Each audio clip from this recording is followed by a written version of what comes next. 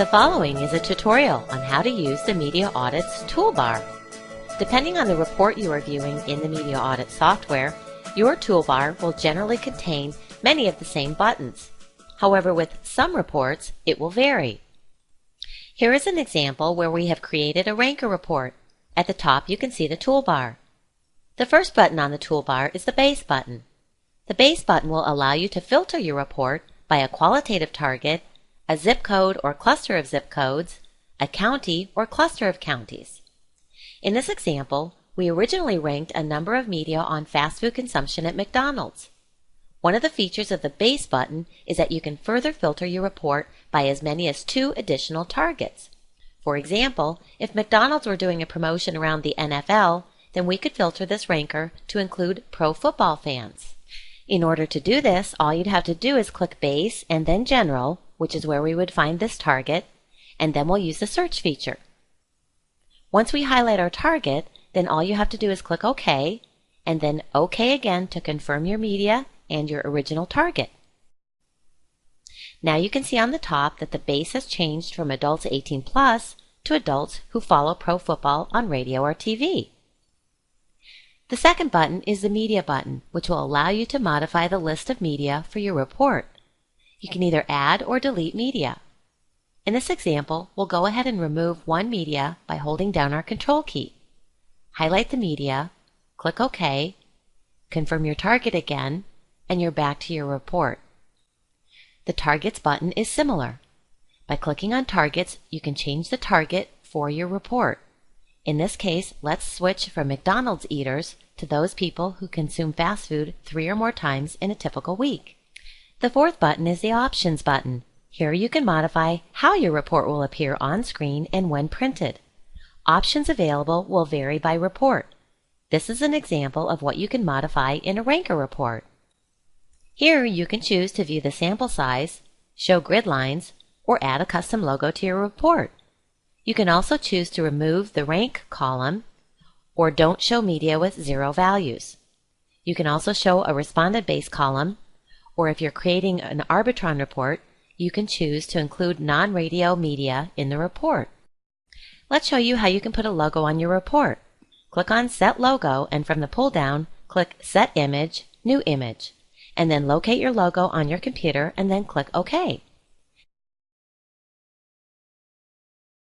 Now your logo will appear in the upper right-hand corner on screen and on printouts. You can easily switch back to the default image if you prefer. Back at the ranker report, you'll see a Find button, which will allow you to quickly find something in the list. This is particularly helpful if your list is long. The next button is the Default View button, which allows you to toggle between the graph report back to the plain report. The default view is what you're looking at, and it is the default report that shows up when you first create your report. The next button on the toolbar is the Graph button. Click on Graph, and in this case you have 3 options for a horizontal, vertical, or male-female total bar.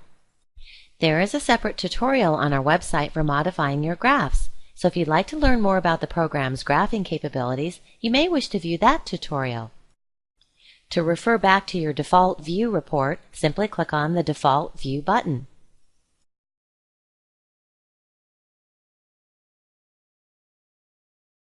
The next 3 buttons allow you to scroll forward or backward through the different reports available, or you can click on the Reports button to see which reports are offered.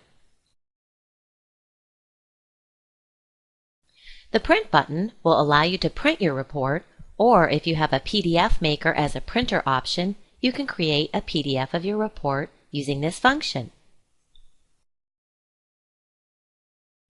Moving on, the Clip feature offers you multiple options for clipping and pasting your graph or exporting it into another program entirely. If we were creating a PowerPoint slide for a client, all we would have to do is clip the report or graph and then open PowerPoint and paste it into a slide. The Genders button allows you to quickly filter your report by gender. If we wanted to rank these media by pro football fans who regularly eat out at fast food and who are male, all we would have to do is click on Genders and then Male. At some point, you may wish to keep an eye on the sample size so not to filter your report to the degree that the sample size is very small. Finally, the Help button enables you to access specific pages within the software manual that apply to the section you are in. Depending where you are in the media audit, it will launch some or all of the pages of this manual in a PDF format for viewing or printing. The Help button is linked to web pages, so your computer will need to be online in order to access all of the help pages.